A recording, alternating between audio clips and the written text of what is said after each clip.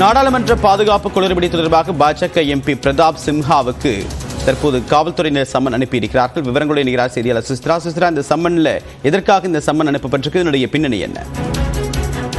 மக்களவையில் 2 பேர் தாக்குதல் செய்ய முற்பட்ட விவகாரம் தொடர்பாக விசாரணைக்காக தற்பொழுது பாஜக எம்பி பிரதாப் சிம்ஹா மற்றும் அவருடைய உதவியாளருக்கு டெல்லி காவல்துறை விசாரணைக்காக அழைப்பு விடுத்து சம்மன் அனுப்பியுள்ளது.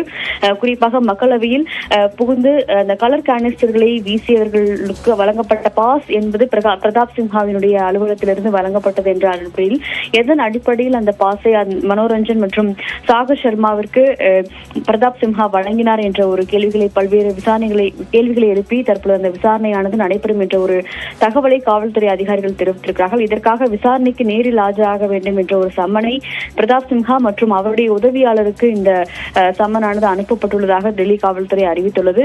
குறிப்பாக இந்த விவகாரம் தொடர்பாக சம்பந்தப்பட்ட கைதிகள் இருவரையும் நேரடியாக நாடாளுமன்றத்துக்கு அழைத்து சென்று நாளை நேரடி ஒத்திகையாக அதை விளக்க காட்சியாக பதிவு செய்வதற்காக திட்டமிட்டுள்ள நிலையில் தற்பொழுது பிரதாப் சிம்ஹாவிற்கும் அவருடைய உதவியாளருக்கும் இந்த சம்மனை அதிகாரப்பூர்வமாக டெல்லி காவல்துறை அனுப்பியிருக்கிறது.